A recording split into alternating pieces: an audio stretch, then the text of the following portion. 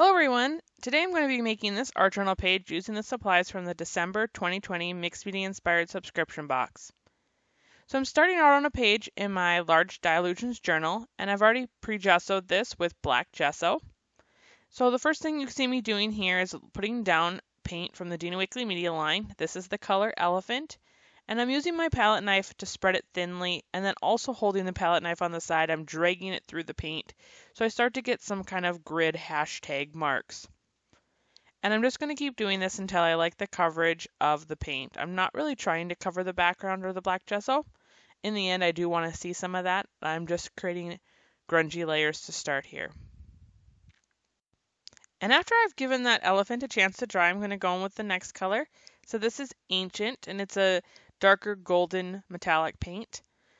And I'm going to do those exact same steps with my palette knife to spread it out, and then holding the palette knife on the side to make those grooves and drag marks in the paint. So the inspiration for this page is aviation and air flight in the late 1930s in American history. So I'm going to try to create that grungy, very industrial look.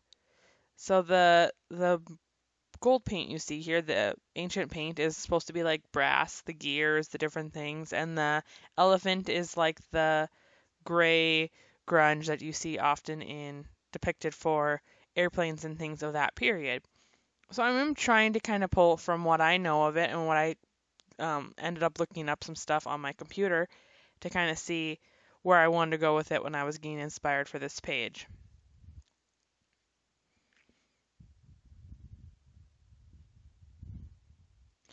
And now I'm going to use some iZinc pigment ink. And this is the by Adapter.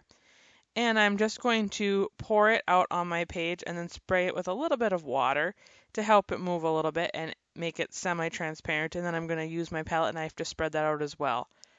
Now, because I did add water to it, it is going to be semi-transparent, so it doesn't really show up on the black once it's dry. You're only going to see that purple color on the paint that I've already previously applied. So now I'm going to stir up my Nuvo expanding mousse, and I'm just giving it a quick stir to kind of incorporate everything, as it had separated a little bit since I had last used it, and I wanted to make sure that all the ingredients were mixed in. So I'm just using my palette knife to do this quickly before I spread it through the stencil. And this is a special mousse, so you can use it just as is. So after I spread it through with a palette knife and my stencil, I could have just left it to dry as is, completely smooth, and that would have worked well. But the special properties of this particular product is that you can leave it, as I already mentioned, and let it dry, or you can go in with a heat tool, and by heating it, you can allow it to expand. It'll crackle, and it'll add texture to your page without adding a bunch of dimension. It's a really interesting product. And I'm going to, after I finish spreading it out through the stencil here, I am going to heat it because I am wanting to create more of that vintage texture grunge look. So I'm going to show you what that looks like so you can see the two different looks. So as I mentioned, this is what it would dry like, completely smooth as you can see here, but now I'm just adding some heat with my Ranger Heat It tool, and I'm going from side to side so that I don't add too much heat to any one spot as this is drying. I don't want to burn it, I'm just trying to heat it up. So I'm moving my heat tool around, and you can see as it starts to dry, it is going to be bubbling. Unfortunately, my camera is wanting to focus on the heat tool, so you don't see exactly, but now you can start to see here, and I'll hold it closer to the camera, the bubbling texture that the heat caused within this embellishing expanding mousse.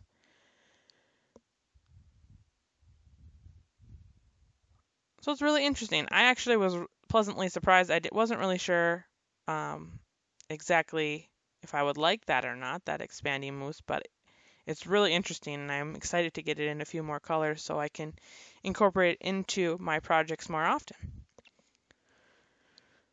So now I'm taking a piece of vintage book paper, and I'm just ripping off one edge of the page because I liked that where the page was removed from the vintage book. I liked that edge of where the paper frayed, so I'm just going to incorporate that, and then another piece of book text.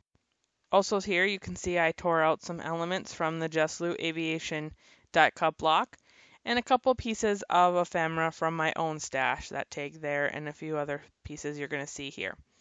So now I'm just kind of deciding how I want to layer it all together. And I think I end up settling on this configuration here.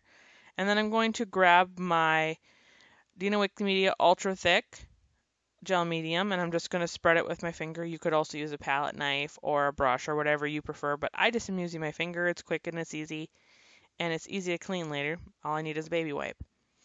So as I mentioned, I'm going to begin layering these elements. First is a piece of that vintage book paper, and then I'm going to layer down this olden style tag. And then one of the reasons why I liked this particular tag is that it had red on it, which also mimics the reddish orange color that's on the airplane in one of my elements that I chose. So I'm trying to use similar colors in my layering elements. And also you can't really see it on the camera, but there is some red rust color on that blue door as well. So that color red is used throughout all of my elements, which kind of helps bring them together as a layering collage. So I'm going to keep moving forward with layering my elements using that Dina Media Ultra Thick Gel. And I'm going to reposition them just a little bit here and there until I like the positioning, and then I'm going to stick that down firmly.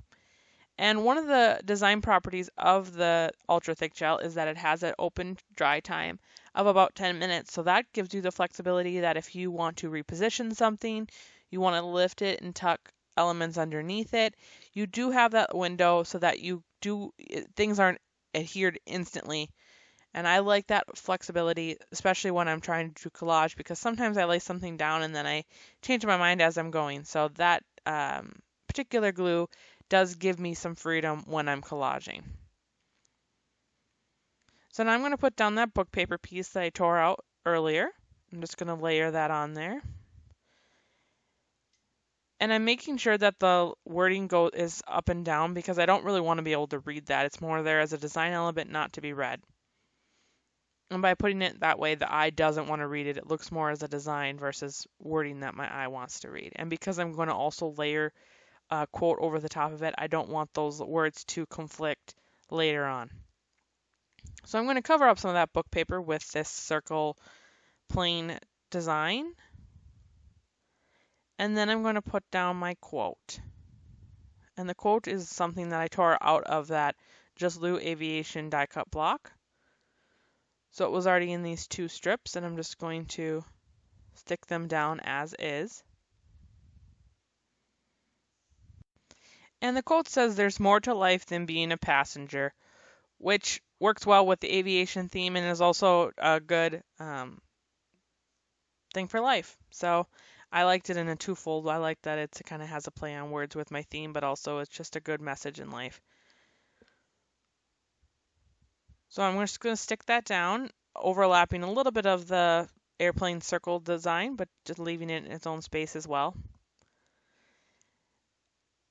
And then I'm also going to add a couple of screws so it looks like the door is stuck down, and I'm using my tweezers just to kind of help because I didn't want to get glue all over my fingers. This is also another element tore out of that die cut block.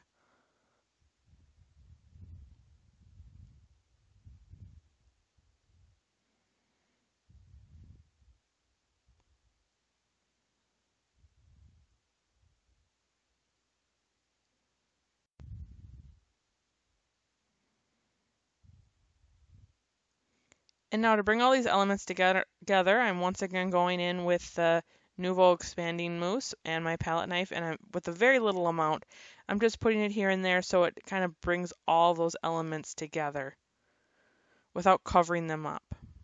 And I'm also going to use my finger to kind of spread it out better in some areas because I don't want there to be much. It's more just adding the hint of it than actually applying product. And then I'm going to heat that again. And where it's a little bit thicker on the page, it will once again puff and give that texture element, which I really loved. And with that, my page is done. Thank you so much for watching and following along as I created this page, and I'd love to see what you're making, so be sure to share with us on social media using hashtag #ArtJournalJunction. And don't forget to subscribe to our YouTube channel so you don't miss out on any of our future videos and product tutorials. Have a wonderful day.